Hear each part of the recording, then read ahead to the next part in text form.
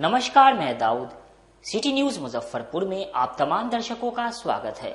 खबरों की ओर बढ़ने से पहले आइए नजर डालते हैं आज की मुख्य सुर्खियों पर। सिटी न्यूज के प्रायोजक हैं water valley NH 28, Sherpur, Muzaffarpur. Bihar inter council ने इंटरमीडिएट परीक्षा परिणाम किया जारी। जिले में बेटियों ने मारी बाजी, राज्य की सेकंड टॉपर बनी लकड़ी ढाई की अनुष्का। LIC एजेंट के घर हुई बमबारी मामले में पुलिस ने 3 अपराधी को किया गिरफ्तार, मुख्य अभियुक्त अभी भी फरार। और बच्चों की सुरक्षा को देखते हुए पुलिस मुख्यालय ने ऑटो और ई रिक्शा से स्कूली बच्चों को ले जाने पर 1 अप्रैल से लगाया प्रतिबंध। तो ये थी आज की मुख्य सुर्खियां। अब खबरें विस्तार से। मुजफ्फरपुर के राजनारायण सिंह इंटर कॉलेज की इंटर की छात्रा अनुष्का ने 471 नंबर लाकर आर्ट्स में राज्य में दूसरा स्थान पाया है। बिहार विद्यालय परीक्षा समिति ने इंटरमीडिएट परीक्षा 2025 का रिजल्ट जारी कर दिया है। शिक्षा मंत्री सुनील सिंह, अपर मुख्य सचिव डॉक्टर S सिद्धार्थ और बोर्ड अध्यक्ष आनंद किशोर ने संयुक्त रूप से परिणामों की घोषणा की। इस साल 12,80,000 छात्रों ने परीक्षा दी थी, जिसमें से 11,07,330 छात्र पास हुए। हालांकि इस बार पासिंग परसेंटेज 86.5% रहा, जो पिछले साल के 87.21% से कम है। बिहार बोर्ड ने इसके साथ ही बोर्ड ने टॉपर की लिस्ट भी जारी कर दी है। बिहार आर्ट्स पेपर में मुजफ्फरपुर की अनुष्का ने टॉप किया है। पूरे राज्य में अनुष्का ने 471 अंकों के साथ आर्ट्स स्ट्रीम में दूसरा स्थान प्राप्त किया है। मुजफ्फरपुर के राजनारायण सिंह इंटर कॉलेज की इंटर की छात्रा अनुष्का के पिता गहना जेवर की कारीगरी करते हैं और शहर के लकड़ीढाई मोहल्ले के किराए के मकान में रहकर अपने 3 बच्चों का भरण पोषण करते हैं। बचपन से ही अनुष्का पढ़ाई में काफी मेधावी थी और मैट्रिक में उसने 91% अंक प्राप्त किए थे। अनुष्का ने बताया कि मैं औसतन 8 घंटे पढ़ाई करती थी और जब परीक्षा नजदीक आया तो 12 घंटे तक पढ़ाई की। पढ़ाई के दौरान मेरी मम्मी लगातार हमारे साथ बैठी रहती थी।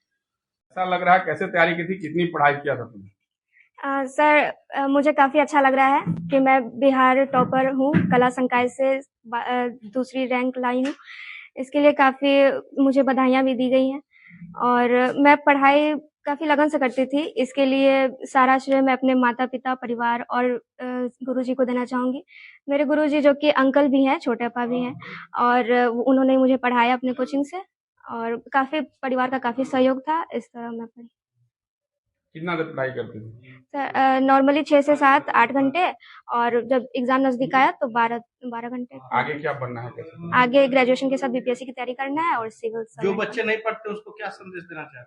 उनको यही कि देखिए, एक तरीके से पढ़ाई से ही सब कुछ संभव है। जो कुछ संभव नहीं है वो पढ़ाई ही है, जिससे आप कुछ भी बन सकते हैं और काफी नाम कमा सकते हैं। उम्मीद थी कि हाँ, उम्मीद थी क्योंकि मुझे शुरू से ही मैं काफ़ी मतलब और सारे बच्चों को देखती थी, तो उनसे जब भी मैं टेस्ट वगैरह करती थी, तो उनमें काफ़ी मेरा अंक ज़्यादा अच्छा आता था। इसलिए उम्मीद रहती थी कि हाँ, वेरिफ़िकेशन का कॉल आएगा और कॉल भी आया और इस तरीके से वेरिफ़िकेशन का कॉल जब आया, इंटरव्यू भी अच्छा गया, फिर मुझे उम्मीद थी कि हाँ, 1 से 5 रैंक के बीच ज़रूर आ ही जाएगा। अच्छा, मैट्रिक में जब अच्छे नंबर आए तो प्रेशर बना था कि हाँ 12th में भी अच्छा नंबर लाना ही होगा? नहीं, मतलब घर वालों से कोई भी प्रेशर नहीं था। मुझे बोलते थे कि बस मतलब कुछ भी करो, 60% अबव लाओ, ज़्यादा प्रेशर नहीं है, यही सब बोलते थे। ज्वाइंट फैमिली है, कैसा समय निकाल? अनुष्का के पिता अमित कुमार और मां रेखा देवी बिटिया की सफलता से बेहद खुश है। उनका कहना है कि मेरी बेटी बेटों से कम नहीं है, वह जो बनना चाहती है हम सब उसे बनने देंगे। कितनी खुशी है आज की बेटी को टॉप कर दिया? बहुत खुशी है। आज बहुत खुश हैं हम। अनुष्का बता रही थी कि आप 2-2 बजे रात तक कुछ साथ थे। हाँ, बोलते थे कि सो जाओ, बहुत रात हो गया है, सो जाओ, स्वास्थ्य भी अच्छा रहना चाहिए पढ़ने के साथ साथ। तो उसको लगन था पढ़ने में, तो कहती थी मम्मी थोड़ा देर और पढ़ लेते हैं और पढ़ लेते हैं। अभी एग्जाम नजदीक आया तो हम भी छोड़ दिए कि पढ़ने देते हैं, तो पढ़ती थी मन लगा के अपना। कैसे सहयोग करती थी उनकी पढ़ाई को लेकर के आप लोग? हाँ, जैसे वो जो कहती थी वो तुरंत उसको सब कुछ मिलता था पढ़ने के लिए। बिहार की बेटियों की जो माँ है उसके लिए क्या संदेश दीजिएगा, बेटियों को पढ़ाने के लिए क्या संदेश दीजिएगा? यही कहेंगे कि बेटी को इतना पढ़ाइए, इतना लायक बनाइए कि उससे कोई सब सीखे उससे कि कैसे आगे अपना भविष्य बनाना है। पढ़ लिख के भविष्य बनाएगी बेटियां। नाम क्या हुआ आपका? रेखा कुमारी। स्टेट रैंकर बनी है, क्या कैसा महसूस हो रहा है? बहुत अच्छा लग रहा है। मेरी बच्ची ने काफ़ी मेहनत करके इस पोजीशन को हासिल कर ली है। टॉपर लिस्ट में नाम आ गया, उसके बाद फिर रिजल्ट भी आ गया। बहुत अच्छा लग रहा है। पहले मैट्रिक में भी उन्होंने अच्छा परिणाम लाया था। हाँ, 91% लाई थी, तो उसी समय मेरा उम्मीद भी जग गया था कि हो सकता है कि आगे वो टॉप कर ही जाएगी। बिहार में जी हाँ, टॉपर आना बड़ी बात होती है। बहुत बड़ी बात है। उनका ये करते थे पढ़ाई लिखाई को लेकर। पढ़ाई लिखाई के लिए बोला ही जाता था कि तुम जितना मेहनत कर सकती हो करो, कोई दबाव नहीं है, रिजल्ट अच्छा आएगा ही। अच्छा, ये बताइए कि कितने भाई बहन हैं अनुष्का? और 3 भाई बहन है, सबसे बड़ी अनुष्का ही है, और उसके बाद एक और लड़की है जो उससे छोटी है, और उसके बाद एक लड़का है। आप क्या करते हैं? हम कारीगरी करते हैं, जेवर बनाने का काम करते हैं। बिहार बोर्ड 12वीं के रिजल्ट में मुजफ्फरपुर जिले की 2 बेटियों ने आर्ट्स में टॉप 5 में स्थान पाया है। बिहार बोर्ड 12वीं रिजल्ट के तीनों स्ट्रीम में लड़कियों ने टॉप किया है। मुजफ्फरपुर जिले की 2 बेटियों ने आर्ट्स में टॉप 5 में स्थान पाया। पूरे बिहार में दूसरे नंबर पर अनुष्का कुमारी RNS इंटर कॉलेज 471 अंक के साथ 94.22% अंक पाया। वहीं संजना कुमारी उत्क्रमित हाई स्कूल अंजना कोट मोतीपुर ने 468 प्राप्त किया और 93.65% अंक लाकर टॉप 5 में स्थान पाने में सफल रही।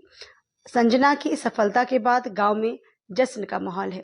पूरा गांव संजना के घर पर उसकी सफलता के लिए पहुंचकर उसे बधाई दे रहा है।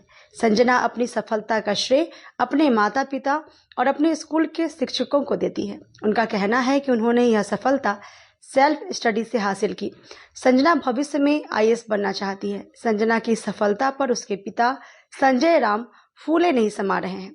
उनका कहना है कि संजना ने उनका और अपने गांव का नाम रोशन किया है।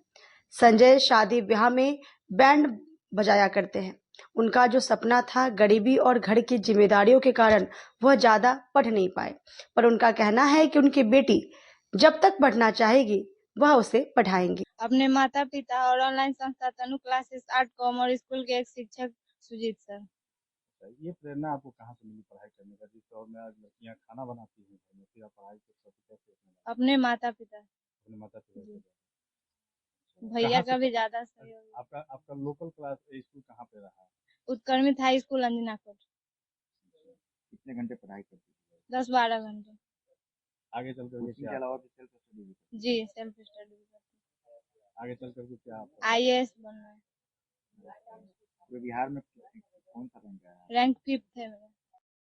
तो बताइए, आज आपकी बच्ची ने जो है जिले में नाम रोशन किया है, कैसा महसूस कर रहा है?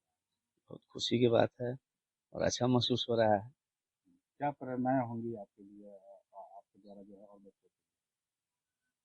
हमारी प्रेरणा तो यही है कि बच्चे लोग पढ़े, आगे बढ़ें, अपने नाम रोशन करें, अपने माता पिता का नाम रोशन करें, अपने समाज का नाम रोशन करें। 3 नंबर पर बची है, सबसे बड़े 2 लड़के हैं। सबसे बड़ा लड़का इस साल Tier 3 BPSC टीचर, और उनसे जो छोटे वाले हैं वो ग्रेजुएशन इस साल फाइनल है, और सबसे छोटी हमारी बच्ची है संजना कुमारी। आप कार्य क्या करते हैं? मेरा कार्य तो वही संगीत लाइन से हम जुड़े हुए हैं, अपना बैंड ट्रॉली का धंधा है जी। सर, जिस तरह से साधारण वर्ग में हैं आप, फिर अपने बच्चों को उसमें नहीं ढाल करके अपने शिक्षा पर जो है जोर दिया है जी। बस कोशिश और शिक्षा, यही चीज है जो हम शिक्षा पर ज्यादा ध्यान देते हैं, पढ़ाई लिखाई का महत्व समझते हैं।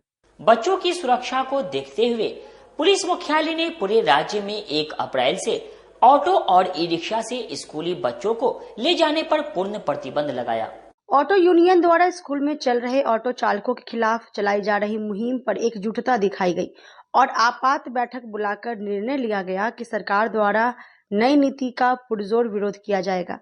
इस अवसर पर मौजूद यूनियन के वरीय नेता AR अनु ने कहा कि बीते जनवरी माह में जिला प्रशासन द्वारा स्कूल में चल रहे ऑटो के खिलाफ एक नियम लगाया गया था।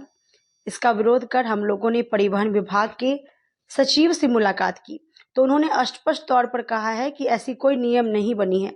आगामी 1 अप्रैल से इस विषय पर चर्चा की जाएगी, लेकिन हाल के दिनों में जिस तरह की खबरें आ रही है उसमें बताया जा रहा है कि स्कूल में चलने वाले ऑटो को परमिशन नहीं दिया जाएगा। लिहाजा हम लोग सरकार से बातचीत करेंगे और अगर मांगे पूरी नहीं होती है तो हम लोग आंदोलन करने के लिए विवश होंगे। मार्च को जो सरकार के तरफ से जो गाइडलाइन आया था ऑटो पर, जो क्षमता से अधिक स्कूली बच्चे ऑटो पे नहीं बैठेंगे, उस समय से लेके अभी तक एक भी स्कूल की गाड़ी है जो क्षमता से अधिक नहीं बैठाते हैं। जो भी जितना सीट है उतना ही बच्चे लेके चलते हैं। फिर भी आज अखबार में यह दिया गया है कि ये 1 अप्रैल से गाड़ी पे स्कूल में ऑटो नहीं चलेगा। आखिर कहाँ चलेगा? बिहार सरकार एक तरफ जो कहती है कि हम रोजगार दे रहे हैं, गरीब के हितैषी की काम कर रहे हैं, और दूसरी तरफ उन्हीं की सरकार में रोजगार छीनने का काम किया जा रहा है। एक साथ लाखों परिवार जो है रोड पे आ जाएगा। छोटे छोटे परिवार के बच्चे हैं, वो कैसे स्कूल जाएंगे? इस पे कम से कम सरकार अपना एक निर्णय देखे कि जो आखिर ऑटो चालक करेंगे तो क्या करेंगे? जो स्कूल में जा रहे हैं, स्कूल से आ रहे हैं बच्चे, जो है गरीब परिवार के बच्चे हैं, गली कुची में जा करके उनके घर से बच्चों को उठा के लाते हैं, जिम्मेवारी के साथ उनके घर तक फिर पहुंचाते हैं। वैसा क्या 4 चक्का या बस वाले करेंगे? नहीं करेंगे।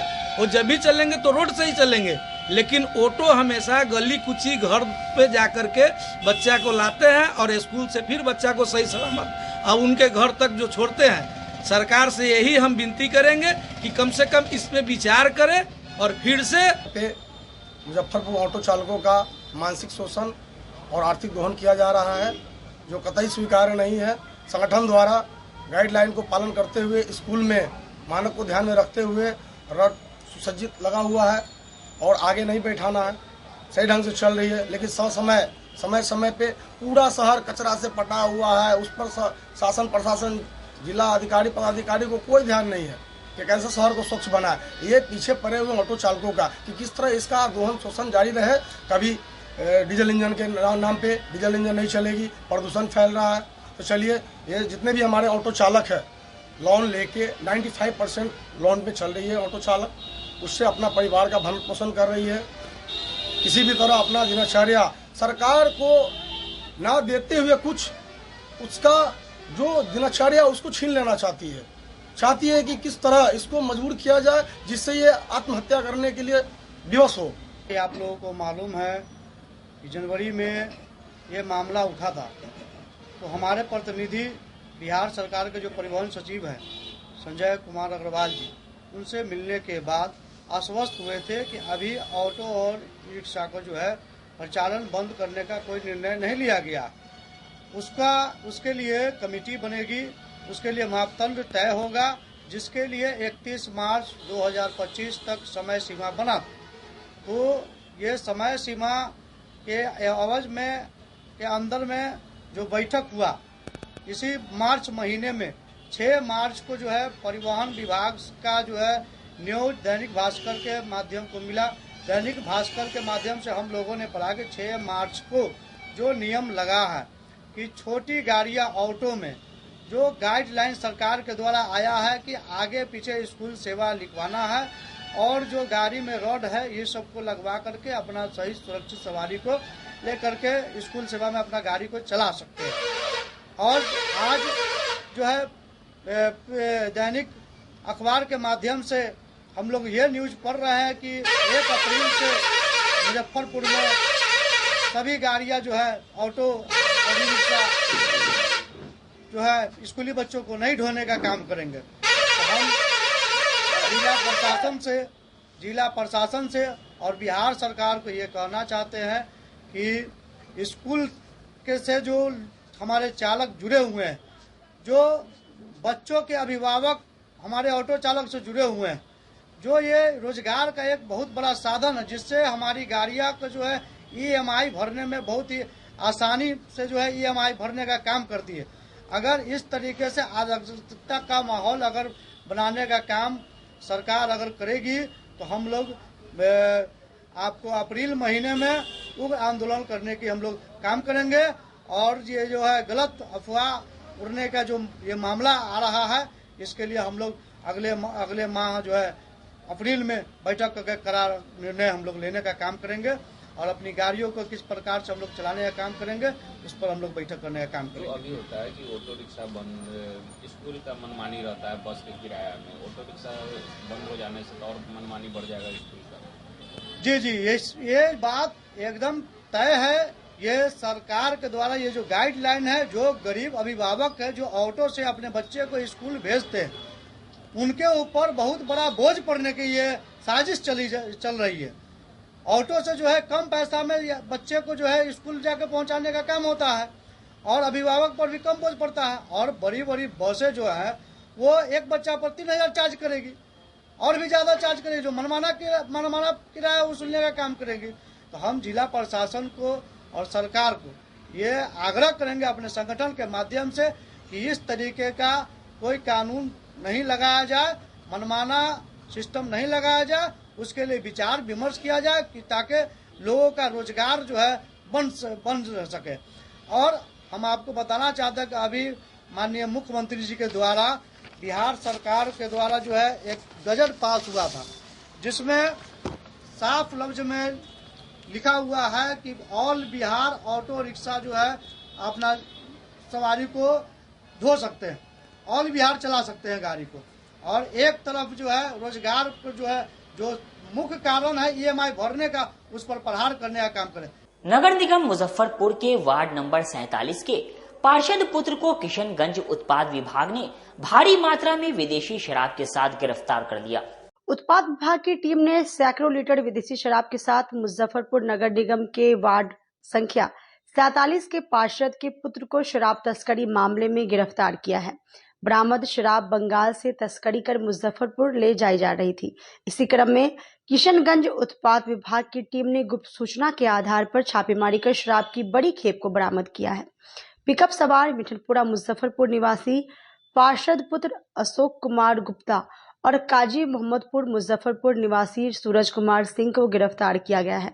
आरोपियों के विरुद्ध उत्पाद थाने में केस दर्ज कर उन्हें न्यायिक हिरासत में जेल भेज दिया गया है। आपको बताते चलें कि अशोक कुमार गुप्ता मुजफ्फरपुर के वार्ड 47 के पार्षद राजकुमारी देवी के पुत्र हैं। इधर पार्षद पति ने बताया कि 1 साल से बेटा अलग रह रहा है, उसके संबंध में कोई जानकारी नहीं है। जानकारी के मुताबिक उत्पाद विभाग की नजरों से बचने के लिए तस्करों ने पिकअप वैन में शराब की पेटी को रखकर उसे हरी सब्जियों से ढक दिया था और ऊपर से तिरपाल बांध रखा था। इस पूरे मामले पर राष्ट्रीय जनता दल के पूर्व प्रदेश अध्यक्ष किसान प्रकोष्ठ के सुबोध कुमार यादव ने विपक्ष पर हमला करते हुए कहा है कि सुशासन बाबू की सरकार शराब बंदी पूर्ण रूप से लागू करने में पूर्णतः विफल है। जब जनप्रतिनिधि ही शराब कारोबारी बनकर सामने आ रहे हैं तो आप खुद सोच सकते हैं कि बिहार में शराबबंदी कितनी सफल है। देखिए, वार्ड पार्षद के पुत्र किशनगंज में जो मुझे भी जानकारी मिली है, जो बंगाल से वो शराब लाया जा रहा था, उनकी गिरफ्तारी किशनगंज में हुई है। ये बहुत ही शर्मनाक बातें हैं। आप देख रहे होंगे बिहार में जो एनडीए की सरकार है, जिसके मुखिया नीतीश बाबू हैं, आए दिन सरकार दिन रात यह बोल रही है कि यहाँ सुशासन की सरकार है, कानून का राज है, लेकिन शराब तस्करी का मामला आए दिन प्रतिदिन यह मुझे लगता है कि यह सामने आता रहता है। कुछ दिन पहले आपने देखा सिवान में, छपरा में, बेतिया में कई लोगों की जान चली गई। तो यह सरकार दावा करती है कि शराबबंदी है, लेकिन मेरा मानना है कि सरकार का दावा बिल्कुल ही फेर है। शराब की जो स्थिति है, मुझे जो लोग बताते हैं कि दूध और दही मिलना मुश्किल है, लेकिन शराब जो है कि होम डिलीवरी किया जाता है। हम एनडीए के जो मुखिया हैं, उनके जो जनप्रतिनिधि हैं, मैं उनसे पूछना चाहता हूं आपके चैनल के माध्यम से, क्या इनका यही शराबबंदी है? एक जनप्रतिनिधि का पुत्र शराब तस्करी में गिरफ्तार होता है, इससे क्या पता चलता है? तो मुझे लगता है कि जो यहाँ शासन प्रशासन के लोग हैं, सभी की मिली भगत है। कई बार ऐसा सुनने को आता है कि शराब बरामदी कुछ हुई और वह थाने जाते जाते उसकी संख्या, जहां बरामद होता है उसकी संख्या कुछ होती है और थाने जाते जाते संख्या कम दिखाया जाता है। अभी एक और घटना घटी थी मोतिहारी में, गांजा के बारे में मुझे जानकारी मिली। एक हमारे विधानसभा का ही ये मामला है, पिपरा विधानसभा क्षेत्र मोतिहारी का गांजा तस्करी का मामला सामने आया, जिसमें वहां दिखाया गया कि कई क्विंटल गांजा बरामद हुई और 7 लाख रुपए भी बरामद हुए। लेकिन जब हम लोगों ने पेपर में उस न्यूज को पढ़ा तो मालूम पैसे का कोई जिक्र नहीं था, और जितना गांजा बरामद किया गया उसको कम करके दिखाया गया। इससे क्या पता चलता है कि जो सत्ता शासन चला रहे हैं बिहार में लोग और जो प्रशासन के लोग हैं, सभी लोग मिलजुल कर इस कार्यक्रम को कर रहे हैं, जो कि बहुत ही निंदनीय बात है। हम लोग आप चैनल के इलेक्ट्रॉनिक्स मीडिया के साथियों से और जो प्रिंट मीडिया के साथी हैं, हम आग्रह करेंगे कि जो दूध का दूध है और पानी का पानी है उसको आप लोग सामने लाने का काम करें, क्योंकि सभी लोगों की मिली भगत है। और ये सरकार ऐसी है, आज ये लोग देखते हैं जंगल राज की बात करते हैं, आए दिन लूट, हत्या, बलात्कार, शोषण, शराब का मामला, शराब पीने वाले से मरने वालों की संख्या दिन रात बढ़ती जा रही है। और जो हम लोग हैं, राष्ट्रीय जनता दल से हम लोग आते हैं, हमारे नेता विपक्ष के माननीय श्री तेजस्वी प्रसाद यादव जी आए दिन सभी लोग इस सभी बातों पर वो आवाज उठाते रहते हैं, लेकिन ये सुनते नहीं। मैं तो यही कहता हूं कि हम जब हम आ भी भरते हैं तो हो जाते हैं बदनाम, वो कत्ल भी करते हैं तो चर्चा नहीं होती। यही इनकी सरकार है। इसलिए हम आग्रह करें कि अविलंब आप लोग भी दूध का दूध और पानी का पानी करने का काम करें। हम विपक्ष के लोग हमेशा जनता के सरोकार के साथ रहे हैं, जनता के साथ रहे हैं, आवाम को मानने वाले हम लोग हैं। और ये जो घटना घटी है बहुत ही निंदनीय है। एक जनप्रतिनिधि का बेटा, जनप्रतिनिधि के परिवार के लोग यदि इस ढंग का काम करेंगे तो ये क्या संदेश जाता है। और सरकार एक ही छत के नीचे आपके दांतों की हर समस्या का समाधान होगा जुरन छपरा मेन रोड स्थित डेंट सिटी डेंटल हॉस्पिटल में। अगर आप भी अपने दांतों की समस्याओं से परेशान हैं तो आपके लिए एक ही छत के नीचे डेंट सिटी डेंटल हॉस्पिटल लेकर आया है सुनहरा मौका। अस्पताल में सुविधाओं की बात करें तो आप यहां अपने टेढ़े मेढ़े दांतों में तार लगाकर सीधा करना, दांतों की सफाई करवा सकते हैं, फिक्स दांत लगाना, दांतों के रंग की फिलिंग, बिना दर्द के दांत निकलवा सकते हैं, root canal, RCT single visit द्वारा पायरिया का इलाज, नकली दांतों का सेट करवा सकते हैं। अस्पताल के संचालक डॉक्टर रंजन राज ने बताया कि हमारे अस्पताल में अभी एक खास ऑफर भी चलाया जा रहा है, जैसे मरीज रजिस्ट्रेशन चार्ज में ही अपने दांत को निःशुल्क निकलवा सकते हैं और साथ ही दांतों का एक्सरे भी रजिस्ट्रेशन शुल्क में ही निःशुल्क करवा सकते हैं। डॉक्टर रंजन राज ने बताया कि दांतों में दर्द किसी भी उम्र में हो सकता है, चाहे बच्चे हो या युवा हो या फिर बुजुर्ग हो। दांतों में दर्द के कई कारण होते हैं, जैसे दांत दर्द का मतलब है आपके दांत में या उसके आसपास दर्द होना मालूम। दांत दर्द मसूड़े में अस्थायी जलन के कारण हो सकता है। ज़्यादा गंभीर दांत दर्द कैविटी संक्रमण या अन्य दंत स्थितियों के कारण होता है, जो आप अपने आप ठीक नहीं होता।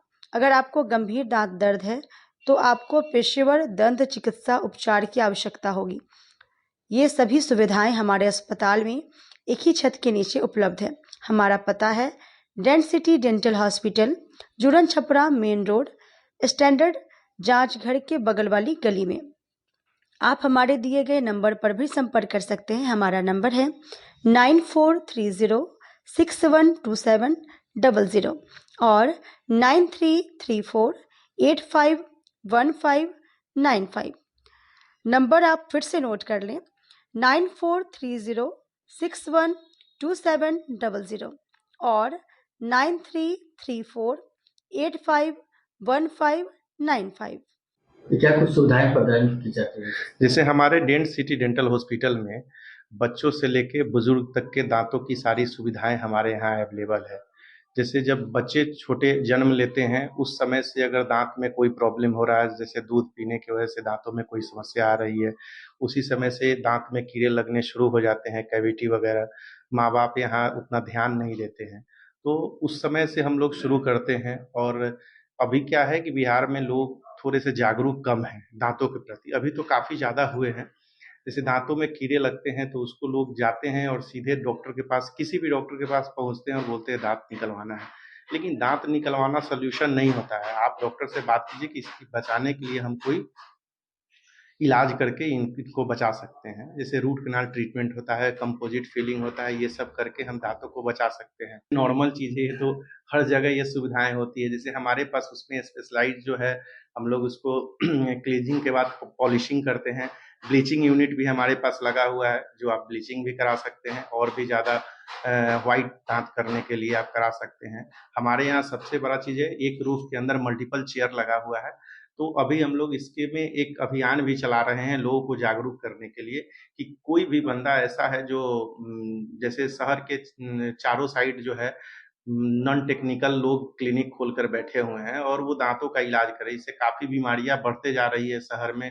सभी डॉक्टर इस चीज़ से ग्रसित हो रहे हैं कि वहाँ दांत निकलवाया और कोई परेशानी आया और फिर जो है शहर के अच्छे डॉक्टर के पास जा रहे हैं और उनको उसका खामियाजा भुगतना पड़ रहा है। तो हम लोग ये कैंपेन निकाले हैं कि कोई भी लोग जो है आते हैं हमारे यहाँ रजिस्ट्रेशन कराते हैं तो उनको उसी पैसे में एक्सरे और दांतों को फ्री ऑफ कॉस्ट निकाला जाएगा। अगर एक बार वो अच्छी सुविधाओं का फायदा उठा लेते हैं तो दोबारा वैसे जगह नहीं जाने की कोशिश करेंगे जहाँ पे कोई सीखे हुए इलिटरेट कहें तो नॉन टेक्निकल कहें तो बिना पढ़े लिखे लोग जो है डॉक्टरी कर रहे हैं। सरकार इसके प्रति कुछ अभी तक नहीं ऐसी कदम उठा रही है जिससे कि लोगों के जान जोखिम में रख के वो काम कर रहे हैं। गौशाला रोड स्थित Saint Xavier's junior senior secondary school में चल रहे 6 दिवसीय वार्षिक खेलकूद प्रतियोगिता का शुरुआत छात्रों ने मशाल जलाकर किया। आज Saint Xavier's junior senior school Gaushala road शाखा के प्रांगण में 6 दिवसीय खेल कूद प्रतियोगिता खेल सप्ताह का आयोजन किया गया। प्रतियोगिता की शुरुआत मशाल प्रज्वलन के उपरांत मैराथन दौड़ के साथ की गई। आज की इस प्रतियोगिता में chocolate race, ready for school, sack race, spoon and marble race, burst the balloon आदि खेलों का प्रदर्शन छात्र छात्राओं के द्वारा किया गया। कक्षा नर्सरी से तृतीय तक के छात्र छात्राओं द्वारा बेहतरीन एवं मनोरंजक प्रदर्शन किए गए। प्राचार्य श्रीमती आशा किरण सिन्हा के द्वारा छात्र छात्राओं को जीवन में खेलकूद की अहमियत के संबंध में अवगत कराया गया। आज के खेल की समाप्ति पर अंकानुसार रेड हाउस 94 अंकों के साथ प्रथम स्थान पर, येलो हाउस एवं ब्लू हाउस 64 अंकों के साथ द्वितीय स्थान पर एवं ग्रीन हाउस 60 अंकों के साथ तृतीय स्थान पर कब्जा जमाया। इस खास अवसर पर विद्यालय के संयुक्त निदेशक श्री आमोद कुमार दत्त, शाखा प्रभारी श्री दीपक चंद्र सिन्हा, श्रीमती मार्शल दत्त एवं सभी शिक्षणगण उपस्थित थे। आज से एनुअल स्पोर्ट्स 2025 का प्रारंभ हुआ है, जिसमें पहला हमारा क्रॉस कंट्री रेस है। आज बच्चों ने 9 to 12 के बच्चों ने पार्टिसिपेट किया है, जिसमें आज 9 to 12 का क्रॉस कंट्री रेस है और फिर ग्रुप ए और B means nursery, LKG, UKG, group A 1, 2 and 3 standard, group B है जो पार्टिसिपेट करेंगे यहाँ कुछ इवेंट्स में। और ईद की खरीदारी के लिए आइकन प्लाजा के दूसरे फ्लोर में इजारा एक्सक्लूसिव में जबरदस्त भीड़ उमड़ रही है। ईद में अब महज चंद दिन बचे हैं, जिससे बाजारों में ईद की खरीदारी के लिए जबरदस्त भीड़ उमड़ रही है। महिलाओं और लड़कियों के बीच अलीना कट, नायरा फ्रॉक, पाकिस्तानी, अफगानी कपड़ों की खूब मांग हो रही है। मुजफ्फरपुर के गोबर सही चौक स्थित आइकॉन प्लाजा के दूसरे फ्लोर में इजारा एक्सक्लूसिव में महिलाओं एवं लड़कियों के लिए एक से बढ़कर एक कपड़ों की वैरायटी उपलब्ध है। ईद के मौके पर इस शॉप में 25% तक का डिस्काउंट भी दिया जा रहा है। सबसे ज्यादा अलीना कट कपड़े की धूम मची हुई है। जिधर देखो उधर इसी की मांग है। इजारा एक्सक्लूसिव के प्रोपराइटर मोहम्मद सज्जाद ने बताया कि लड़कियों को नायरा फ्रॉक, पाकिस्तानी फ्रॉक, अफगानी, गरारा, सरारा कई डिजाइनों में उपलब्ध है। सबसे ज्यादा मांग अलीना कट की है, वहीं लड़कों का भी यही हाल है। इसके अलावा चप्पल, आर्टिफिशियल ज्वेलरी और कॉस्मेटिक आइटम के लिए खूब खरीदारी हो रही है। ये आइकॉन प्लाजा मॉल जो मुजफ्फरपुर की सबसे बड़ी मॉल है, इसमें सेकंड फ्लोर पे इजारा एक्सक्लूसिव शोरूम है, जिसमें ईद के मौके से, खास तौर से ईद के मौके पे 25% की भारी डिस्काउंट चल रही है और सभी वैरायटी यहाँ पे उपलब्ध है। मैं तमाम जिला के लोगों को कहना चाहूँगा एक बार जरूर विजिट करें, यहाँ देखें कैसा आइटम है, क्या है, और मार्केट से एकदम जेन्युइन प्राइस में यहाँ पे सभी वैरायटी उपलब्ध है। तो मैं सभी लोगों से एक बार जरूर निवेदन करूँगा कि आइए और इसमें विजिट कीजिए और एक बार जरूर मौका दें। लड़कियों के लिए स्पेशल क्या है आपके? स्पेशल के लिए लड़की के लिए नायरा है, गाउन है और क्रैप टॉप है और पाकिस्तानी है, चल रही है अभी ट्रेंड में, और अफगानी चल रही है और भी बहुत सारा एलिना कट चल रहे हैं। ये सब ईद स्पेशली आइटम है जो अभी अवेलेबल है यहाँ पे। तो मैं एक बार फिर से कहूँगा कि सब लोग यहाँ पे जरूर आए। लोगों के दिमाग में कि बड़े मॉल में, बड़े शॉप में ज्यादा दाम होगा, जी रेट को लेकर क्या कंफ्यूजन दूर करें? मैं बता दूं कि यहाँ पे जो है जितने भी वैरायटी मैंने बताया है, या लीना हो या पाकिस्तानी हो या फिर अफगानी हो, बहुत सारा है, क्रॉप टॉप है, ये सारा वैरायटी जो है अंदर 3000 के अंदर में ही सारा चीज उपलब्ध है। यहाँ पे स्टार्टिंग 1500 से लेकर 2500, 3000, 2500, एक से जो मार्केट में 5 से 7 हजार में है, यहाँ पे 2500 से 3000 में मिले। फकूली में 15 लाख रुपए रंगदारी के लिए की गई थी LIC एजेंट के घर पर बमबारी, 3 अपराधी गिरफ्तार। मुख्य आरोपी की गिरफ्तारी के लिए पुलिस छापेमारी कर रही है। मुजफ्फरपुर जिले के फकूली थाना क्षेत्र में LIC एजेंट के घर पर बमबारी मामले का पुलिस ने सफल उद्भेदन कर दिया है। 15 लाख रुपया रंगदारी के लिए बमबारी की गई थी। पुलिस ने त्वरित कार्रवाई करते हुए 3 अपराधियों को गिरफ्तार कर लिया है। अन्य आरोपियों की गिरफ्तारी के लिए छापेमारी चल रही है। आपको बता दें कि 23 मार्च की रात 10 बजे जिले के फकुली थाना क्षेत्र के भगवानपुर निवासी सुखदेव महतो के पुत्र अरुण कुमार सिंह के घर पर अज्ञात अपराधियों ने 2 बाइक से पहुंचे। इसके बाद बमबाजी कर फरार हो गए। घटना की कुछ देर के बाद अनजान नंबर से कॉल कर 15 लाख रुपए की रंगदारी मांगी गई। पैसा नहीं देने पर अंजाम भुगतने की धमकी भी दी गई, जिसके बाद पीड़ित ने फकुली थाना में लिखित आवेदन दिया। घटना की गंभीरता को देखते हुए ग्रामीण SP विद्यासागर, SDPO अनिमेश चंद्र ज्ञानी, फकुली थाना अध्यक्ष ललन कुमार दलबल के साथ मौके पर पहुंच तकनीकी और मानवीय तरीके से मामले की छानबीन शुरू की गई। इसी क्रम में पुलिस को जानकारी मिली कि मोतिहारी जिले के मधुबन थाना क्षेत्र के क्रीम कुमार ने ही फोन कर रंगदारी मांगा था, जिसके बाद टीम गठित कर मोतिहारी जिले के छापेमारी की गई और क्रीम कुमार को गिरफ्तार किया गया। सख्ती से पूछताछ के दौरान क्रीम कुमार ने बताया कि संतोष ने उसको घटना को अंजाम देने के लिए बोला था। उसके बाद संतोष को भी गिरफ्तार किया गया। संतोष ने पुलिस को बताया कि सरोज को उक्त मोबाइल दिया था, जिसके बाद सरोज को भी गिरफ्तार किया गया। सरोज ने पूछताछ में बताया कि मुजफ्फरपुर जिले के मनियारी थाना क्षेत्र के आरिफ ने उसको घटना को अंजाम देने के लिए बोला था, जिसके बाद पुलिस आरिफ को गिरफ्तार करने पहुंची, लेकिन घर से फरार था। उसकी गिरफ्तारी के लिए छापेमारी जारी है। वहीं ग्रामीण SP विद्यासागर ने बताया कि घटना का मास्टरमाइंड आरिफ है। उसी ने अपने सहयोगियों के साथ मिलकर घटना को अंजाम दिलवाया। घटना को अंजाम देने के बाद आरिफ बाइक से घटना स्थल पर भी गया था, जिसका साक्ष्य भी मिला है।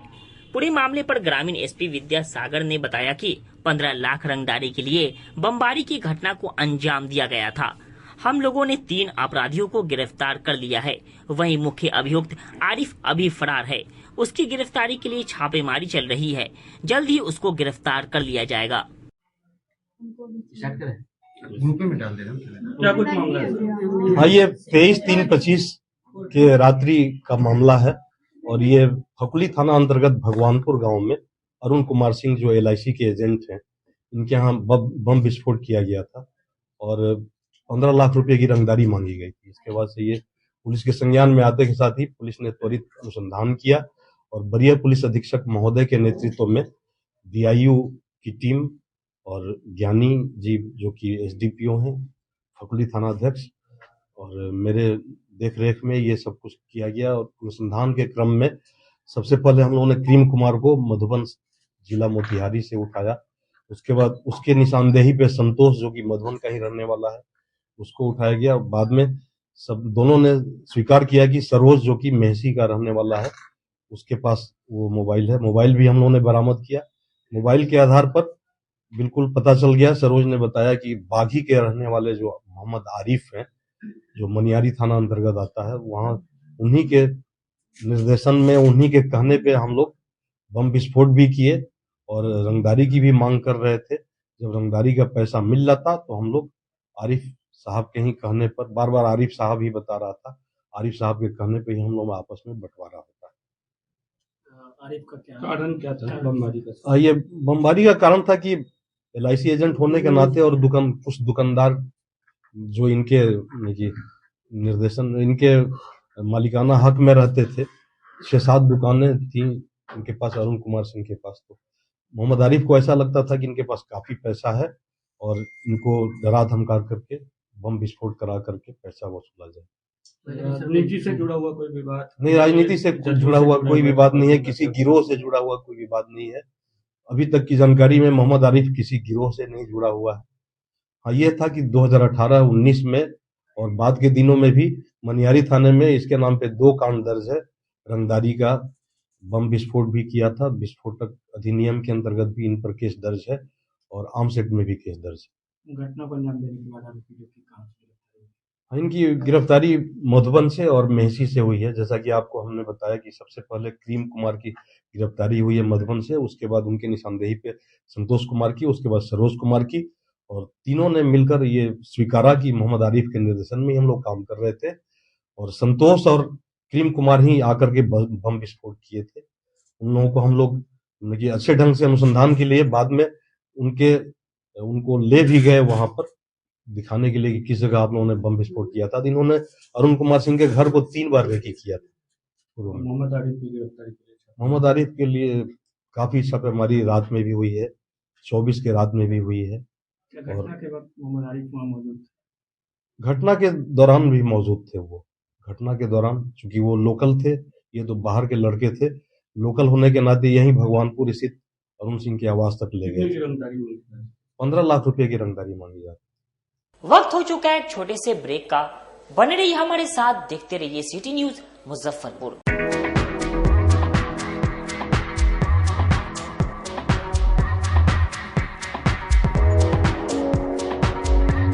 गर्मी में अपने पूरे परिवार के साथ मस्ती करना चाहते हैं तो चले आइए वाटर वैली में, जो कि कच्ची पक्की चौक से 2 किलोमीटर दूर शेखपुर NH के समीप स्थित है।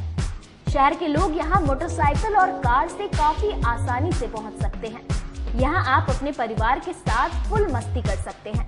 वेव पूल, रेन डांस के साथ भव्य वाटरफॉल बनाया गया है। छोटे बच्चों के लिए कई प्रकार के स्लाइड्स बनाए गए हैं, जहां बच्चे अपनी मस्ती में डूब जाएंगे। इसके अलावा खाने पीने के लिए बेहतरीन सुविधाएं उपलब्ध है, जहां पूरे परिवार के साथ व्यंजनों का लुत्फ उठा सकते हैं। तो देर मत कीजिए, गर्मी में मस्ती उठाने के लिए वाटर वैली तुरंत पहुंचे। हमारा पता है water valley NH 28, Sherpur, Muzaffarpur. हमारा कॉन्टैक्ट नंबर है 6202 584955। चाहे आपका पर्सनल स्पेस हो या corporate office, Marbonite full body vitrified tiles हर कोने को अपनी खूबसूरती से सजाता है। इस पर पड़ने वाले हर कदम को मिलती है एक ताकत, जो देती है आगे बढ़ने का विश्वास।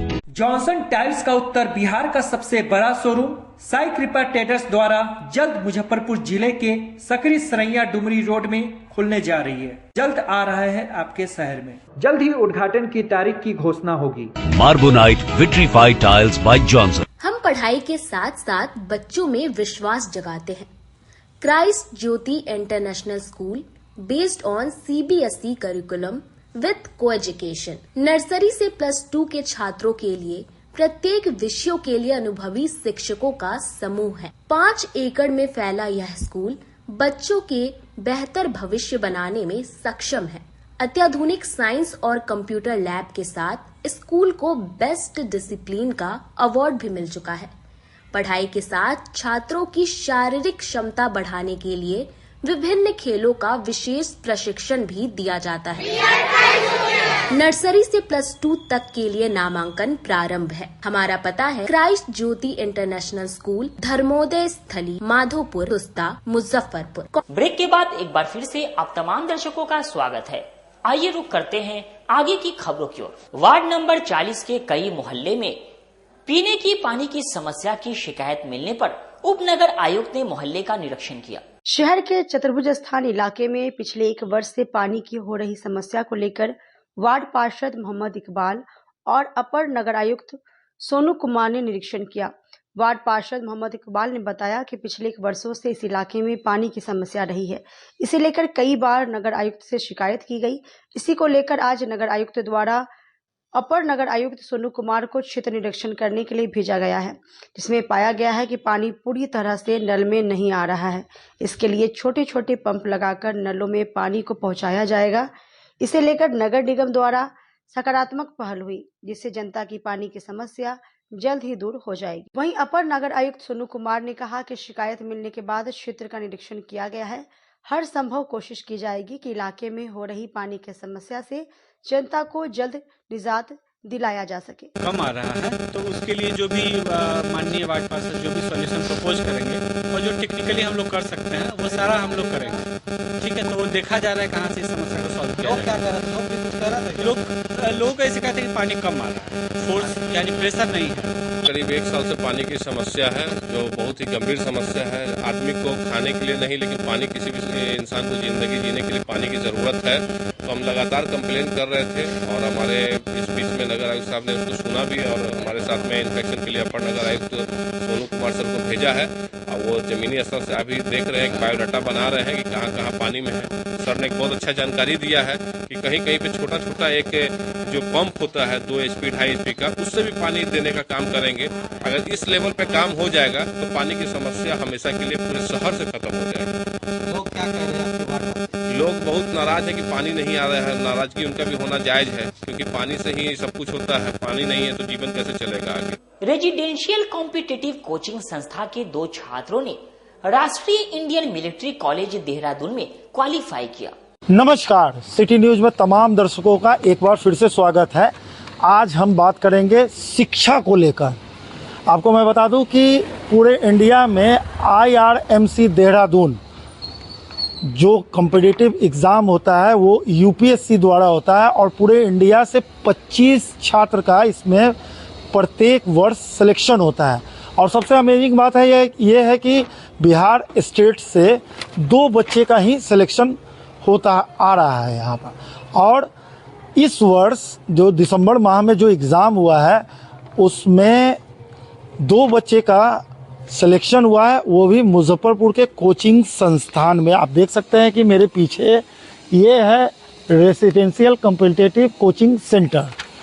इसमें जो पढ़ने वाले बच्चे हैं उन्हीं में से 2 का सिलेक्शन हुआ है। पहला नाम है आदित्य राज और दूसरा है जुनैद अख्तर का। और किस प्रकार से इस कोचिंग संस्था में तैयारी कराई जाती है कि बिहार जैसे स्टेट में सिर्फ मुजफ्फरपुर जिले के ये कोचिंग में पढ़ने वाले 2 छात्रों का IRMC देहरादून में सिलेक्शन हुआ है बाकायदा। और इन तमाम सवालों पर हम बात करने पहुँचे हैं। कोचिंग संस्था के जो निदेशक हैं उनसे बात करेंगे और जो बच्चे निकाले हैं हम उनसे भी पहले बात करेंगे कि किस प्रकार से यहाँ तैयारी की जाती है। सबसे पहले तो इस वर्ष जिनका सिलेक्शन हुआ है आदित्य राज हमारे साथ मौजूद हैं। हम उनसे आदित्य कुमार उनसे बात करेंगे। कैसा लग रहा है? सबसे पहले तो बधाई आपको। थैंक यू सर, बहुत अच्छा लग रहा है। बहुत अच्छा। कितने वर्ष लगा मतलब तैयारी करने में और क्या आशा किए थे कि इतनी बड़ी एग्जाम हम निकाल लेंगे? ये सर आशा लगा था, 1 साल तैयारी किए हैं इसके लिए।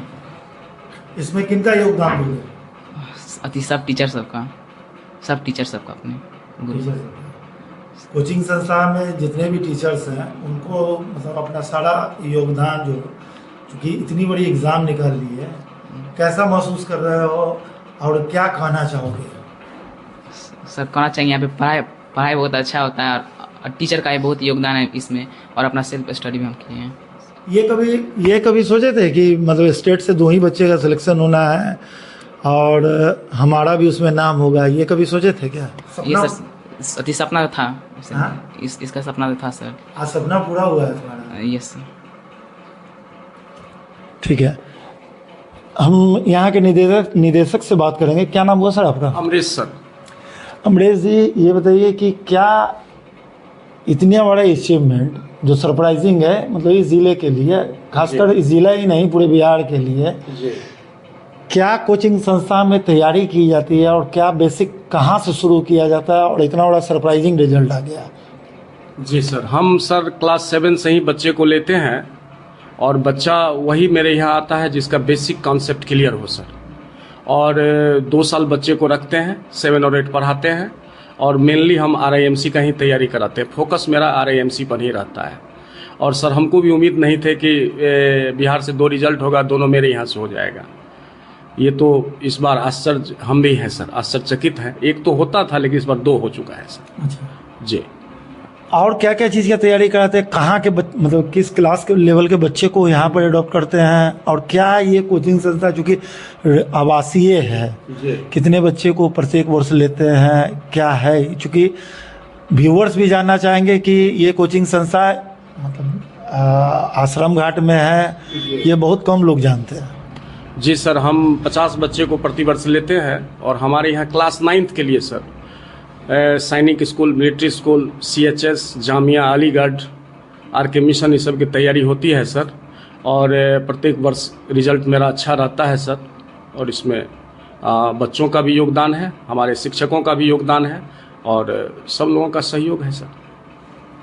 यहाँ हॉस्टल में रह के ही बच्चों को पढ़ाते हैं? जी, सारा बच्चा सर आवासीय है, सारा बच्चा हॉस्टल में ही रहता है सर। लोकल बच्चे भी यहाँ हॉस्टल में ही रहते हैं सर, वहीं रह के तैयारी करते हैं। मतलब बाहर के बच्चों को नहीं? बाहर के बच्चे का नहीं है सर, लोकल बच्चे भी हॉस्टल में ही रहते हैं सर। यहाँ ही हॉस्टल में रह के ही पढ़ाते हैं? जी, हॉस्टल में रह के पढ़ाते हैं सर। कब इसकी शुरुआत की गई थी इस कोचिंग संस्था की, और अब तक कितना प्रत्येक वर्ष क्या कहाँ कौन कौन से एग्जाम में इसका रिजल्ट आ चुका है? ये सर शुरुआत हुई थी 2017 में और उसके बाद लगातार जो है सर हम सफल होते हुए इस क्षेत्र में और अभी तक सफल है सर। प्रत्येक वर्ष कितने बच्चे मतलब कहाँ निकालते हैं? 25-26 सर, प्रत्येक वर्ष 25-26 बच्चा हर स्कूल में निकालता है सर। हाँ जी। एक सैनिक स्कूल 9th, सैनिक school 9th, military school 9th, CHS 9th, Jamia 9th, Aligarh 9th। और सर बुक जो है IIT फाउंडेशन का ही बुक करवाते हैं तो बच्चे का फाउंडेशन भी मजबूत होता है सर। जी। क्या कहना चाहेंगे हमारे चैनल के माध्यम से, चूंकि इतना बड़ा अचीवमेंट आप मतलब इस कोचिंग संस्था यानी योगदान था आप तमाम लोगों का? जी, सबसे पहले तो हम उन बच्चों को बधाई देते हैं और आने वाला जो बच्चा है उसमें भी कोई न कोई योगदान हो और मोटिवेट हो। और यही कहना चाहेंगे कि जो आने वाले बच्चे हैं वो भी इस रिजल्ट को देख के प्रोत्साहित हो और मोटिवेट हो सर। देख सकते हैं कि ये कोचिंग संस्था इतना बड़ा जो अचीवमेंट मिला है, ये अचीवमेंट एक सरप्राइजिंग है इस ज़िले के लिए। और इस कोचिंग संस्था का नाम कहां से कहां ले गया, इन बच्चों का मेहनत, इन यहाँ के शिक्षकों का मेहनत और तमाम ऐसे लोग जो इस कोचिंग संस्था से जुड़े हुए हैं, इन तमाम लोगों का मेहनत आज रंग लाया।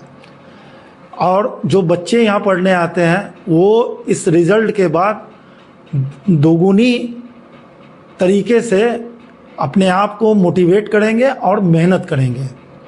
अपने सहयोगी विकास गोस्वामी के साथ प्रदीप कुमार केसरी, सिटी न्यूज़, मुजफ्फरपुर।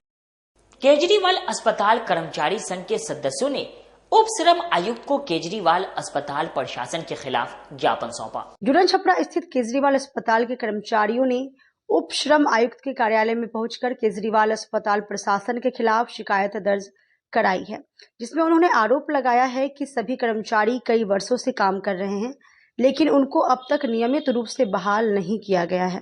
इसलिए आज वह उप श्रम आयुक्त के कार्यालय पहुंचे हैं। शिकायतकर्ता बबलू रजक ने कहा कि वह 14 वर्षों से केजरीवाल अस्पताल में कार्यरत हैं, लेकिन आज तक उन्हें नियमित नहीं किया गया। हर बार उन्हें आश्वासन दिया जाता है लेकिन उनकी नियमित बहाली नहीं होती है। जबकि गीता देवी ने कहा कि वह कई वर्षों से अस्पताल में काम कर रही हैं लेकिन उनकी नियमित नहीं हो रही, जबकि 2 साल पहले बहाल हुई कर्मियों को नियमित कर दिया जाता है। जब भी वह केजरीवाल प्रशासन से पूछताछ करती हैं तो उन्हें किसी न किसी बहाने टाल दिया जाता है। कर्मचारी मधुर निशा ने कहा कि उन्हें केजरीवाल प्रशासन उम्र का बहाना कर नियमित नहीं कर रही है, जबकि उन्होंने अपना जन्म प्रमाण पत्र, आधार कार्ड सहित सभी दस्तावेज उपलब्ध करा दिए हैं, बावजूद इसके उन्हें नियमित नहीं किया गया है। धरना के लिए आए हैं। 14 साल से केजरीवाल में जॉब कर रहे हैं, आज तक अति पर सैलरी पर भी नहीं किए हैं, ना परमानेंट कर रहे हैं। जब बोलने जाते हैं तो बात कह के टाल देते हैं। हम लोग को क्या आपको आश्वासन मिला है? हमको आश्वासन मिलता है अब हो जाएगा, अब हो जाएगा, यही करते करते आज 14 साल बीत गया। 2023 से केजरीवाल का यहाँ डेट चल रहा है। 1 मिनट, केजरीवाल का डेट चल रहा है, जिस डेट में हर डेट पर कहा जाता है कि ये लागू होगा, वो लागू होगा, पीएफ काटा जाएगा। 11 सूत्री मांग ये मैनेजमेंट से मांगे हैं, लोगों का बयान भी दर्ज हुआ, लेकिन उस पर अभी तक कोई कार्रवाई नहीं हुई। उल्टे जो सुविधा मैनेजमेंट देता था, यहाँ आने के बाद वो भी सुविधा बंद कर दिया। उसका कहना है कि भाई आप लोग जो है सर के पास गए हैं, इसलिए आपको ये भी सुविधा हम बंद कर रहे हैं। तो हम लोग आए हैं आज कि जब डेट पड़ता है, लंबा लंबा डेट दे रहे हैं सर, आप उस पर इम्प्लीमेंट कीजिए, हम बाकी जो है हम लोग अपने स्तर से करवा लेंगे। आप तो कुछ तो आदेश पारित कीजिए ना कि हाँ ये चीजें लागू हो रही है, आपको सीरियल की सुविधा बहाल उसको करना है फलाना तारीख से, आपको जो पीएफ की सुविधा देना है, वेतन आपका बढ़ाना है, ग्रेड के अनुसार वेतन देना है। अभी तक किसी चीजों का कोई सुविधा लागू नहीं किया, और जो सुविधा पिछले 20 साल से था उसको भी कटौती कर दिया।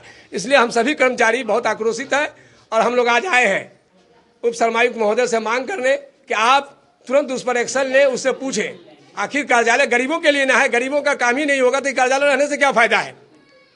अगर हम लोगों की बातों पर कार्रवाई नहीं हुई तो हम लोग 4 तारीख को आएंगे और यहाँ पर कार्यालय घेर के अनिश्चितकालीन धरना शुरू करेंगे। इससे जो विधि व्यवस्था बिगड़ेगी वो सारी जिम्मेदारी उप श्रमायुक्त महोदय की होगी।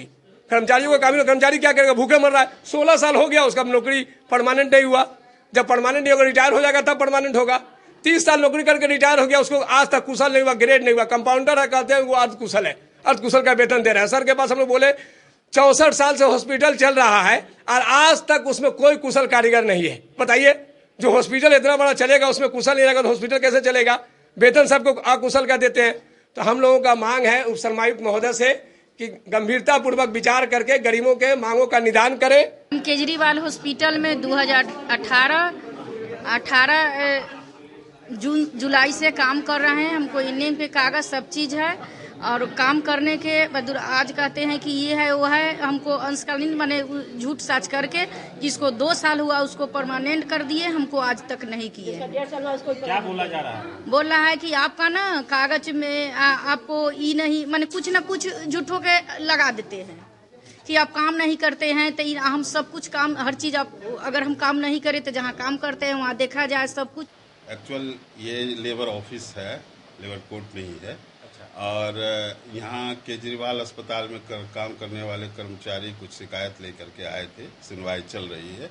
अंतिम इसका जो तिथि था 21 तारीख को था, 21 तारीख को सुनवाई नहीं हो सकी है और ये मार्च का अंतिम महीना है। इसमें बहुत सारी बजट और इसका भी काम हो रहा है। तो इन लोगों को 4 अप्रैल का डेट दिया गया है और 4 अप्रैल को सुनवाई होगी। नोटिस भेजा जा रहा है, दूसरी पार्टी भी आएंगे, उस दिन जो है कि कार्रवाई होगी।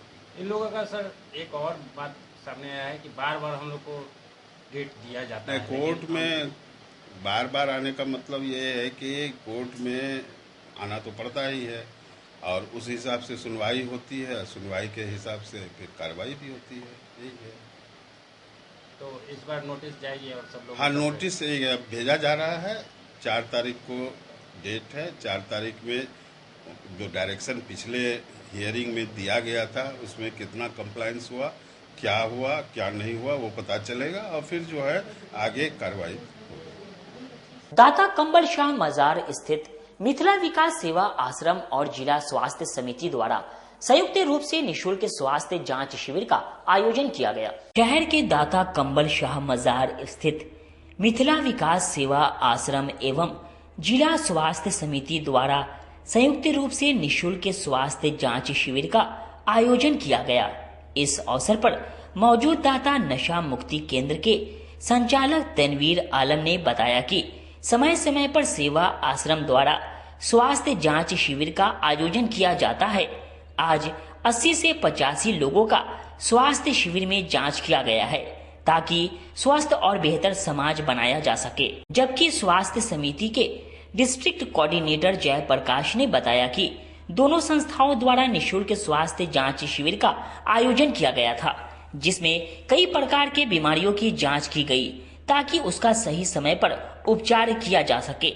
इसलिए आज यह स्वास्थ्य शिविर लगाई गई थी। राष्ट्रीय जनता दल अल्पसंख्यक प्रकोष्ठ के प्रदेश महासचिव पाले खान ने कहा कि निःशुल्क स्वास्थ्य शिविर कई जगहों पर आयोजित किया जाता है, लेकिन इस जांच शिविर में कई ऐसे रोग की पहचान की जाती है जिनका सही समय पर पहचान होना चाहिए। इसी को लेकर यह स्वास्थ्य शिविर का आयोजन हो रहा है।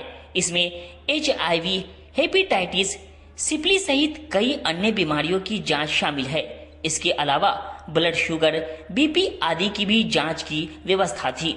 इस तरह के स्वास्थ्य शिविर से लोगों को काफी लाभ मिलता है। यहाँ पे जो मिथिला सेवा आश्रम के द्वारा और जिला स्वास्थ्य समिति के द्वारा ये कैंप का आयोजन, इंटीग्रेटेड टेस्टिंग कैंप का आयोजन किया गया है, जिसमें हम लोग HIV, सिफिलिस, हेपेटाइटिस के साथ साथ ब्लड शुगर और हाइपरटेंशन का भी टेस्ट कर रहे हैं और इसके माध्यम से स्क्रीन हो करके फिर उसको कंफर्मेटिव होगा। और सभी STI का जांच भी चल रहा है, STI ड्रग भी डिस्ट्रीब्यूशन हो रहा है यहाँ पे और बाकी सभी सुविधा जो ये सारी सुविधाएं यहाँ पे मुफ्त में दिया जा रहा है। जी, आज दाता कम्बल शाह मज़ार चौक पर जो है मिथिला सेवा विकास आश्रम जो है और जिला स्वास्थ्य समिति के संयुक्त तत्वाधान में जो है आज तनवीर जी हैं, मिथिला विकास सेवा आश्रम के संयोजक, उन्हीं के नेतृत्व में यहाँ जांच शिविर का आयोजन हुआ है। स्पेशली देखिए, जांच शिविर हर जगह लगता है। जो जनरल जांच शिविर होता है वो तो हर जगह अमूमन लगता ही है, लेकिन ये जो आज का जो हेल्थ कैंप है वो स्पेशल जो STD जो पेशेंट हैं, है ना, जो HIV के पेशेंट हैं, जो हेपेटाइटिस के पेशेंट हैं, जो सिफिलिस वगैरह के पेशेंट हैं, जो जिनका सिम्टम बहुत लोगों को समझ में नहीं आ पाता है, जो अनजान रहते हैं और सिम्टम ऐसे टाइम में आता है जब जो है बहुत देर हो चुकी होती है। तो बहुत अच्छी पहल है। इस तरह का जांच समय समय पर होना चाहिए, लोगों का होना चाहिए था और तनवीर जी बधाई के पात्र हैं। हम भी आज इस कैंप में आए हैं, हमने भी अपना ब्लड शुगर का भी जांच यहाँ हो रहा है, BP का भी टेस्ट है और जो टेस्ट वगैरह है सब हमने भी कराया है। अच्छी पहल है, इसकी सराहना करते हैं। ये काम होना चाहिए था समाज विकास सेवा आश्रम द्वारा संचालित दाता नशा मुक्ति केंद्र के बिहार राज्य पंचायत सचिव संघ के बैनर तले पंचायत सचिवों ने अपनी 9 सूत्री मांगों के समर्थन में जिला समाहरणालय में 1 दिवसीय धरना दिया। बिहार राज्य पंचायत सचिव संघ के बैनर तले पंचायत सचिवों ने अपनी 9 सूत्री मांगों के समर्थन में मंगलवार को जिला समाहरणालय में 1 दिवसीय धरना दिया, जिसका एक आशय पत्र पंचायती राज विभाग बिहार सरकार को जिलाधिकारी को माध्यम से सौंपा गया। मौके पर मीनापुर के पंचायत सचिव ने कहा कि हम लोग की मुख्य रूप से 9 मांग है, जिसमें पहली मांग है कि पंचायत सचिवों का स्थानांतरण एवं पदस्थापन की नियमावली बनाई जाए। दूसरी मांग है कि पंचायत सचिवों का ग्रेड पे 2000 से बढ़ाकर 2800 किया जाए। तीसरी मांग है कि पंचायत सचिवों का सेवा संपुष्टि अभियान चला कर किया जाए। चौथी मांग है कि पंचायत सचिवों को 2000 यात्रा भत्ता, परिवहन भत्ता दी जाए। पांचवी मांग है कि पंचायत सचिवों का बकाया वेतन एवं सेवानिवृत्त का सेवांत लाभ का भुगतान 31 मार्च 2025 तक किया जाए। छठी मांग है कि कार्यरत सेवानिवृत्त एवं मृत पंचायत सचिवों को ACP या MACP का लाभ अविलंब दी जाए। सातवीं मांग है कि पंचायत सचिवों को प्रखंड पंचायत राज पदाधिकारी के पद पर प्रोन्नति के उम्र सीमा 55 वर्ष समाप्त करते हुए पदोन्नति दी जाए। आठवीं मांग है कि पंचायत सचिवों को आवासन में सुरक्षा की गारंटी दी जाए और पंचायत सचिवों को अभिकर्ता कार्य से मुक्त किया जाए। उन्होंने कहा कि अगर हमारी मांगे पूरी नहीं होती है तो हम लोग राज्यव्यापी आंदोलन करेंगे। सरकार से प्रथम मांग है कि पंचायत सचिवों का जो स्थानांतरण है उसका पदस्थापन नियमावली बनाई जाए, गृह जिला में उसको किया जाए। सबको माने, जैसे अब हमारे विकलांग पंचायत सचिव है, हमारी लड़की हमारे साथ है, सारे लोगों को राय छाई कर दिया पूरा मैंने व्यवस्था को। इसीलिए यह प्रथम मांग हमारा है। दूसरा मांग है कि ग्रेड पे हमारा जो है वो 2000 रुपया उसको 2800 किया जाए, ये हमारा सेकंड मांग है। तीसरी मांग है कि पंचायत सचिव का जो सेवा संपुष्टि का अभियान चला करके इसको पूरा किया जाए। अभी तक सेवा संपुष्टि हमारे पंचायत सचिवों का नहीं हुआ। चौथा है कि यात्रा भत्ता पंचायत सचिव को बराबर जिला, पंचायत, प्रखंड का अत्र तत्र जाना पड़ता है, उसके लिए उसको 2000 यात्रा भत्ता दिया जाए। पांचवा मांग है कि पंचायत सचिवों का वेतन, सेवानिवृत्ति, सेवांत लाभ का भुगतान 31/3/25 तक कर दिया जाए।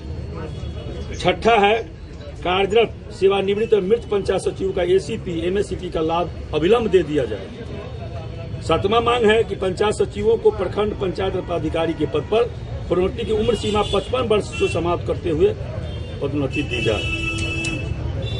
8वां मांग है कि पंचायत सचिव को कहा जा रहा है अब नए व्यवस्था में कि पंचायत सरकार भवन में ही रहना है। पंचायत सरकार भवन पंचायत के उस जगह पर है जहां पर कोई आदमी नहीं है, वैसे जगह हमारी व्यवस्था रहने के लिए कोई व्यवस्था किया जाए जिसमें हमारा सुरक्षा हो, हमारे शरीर का।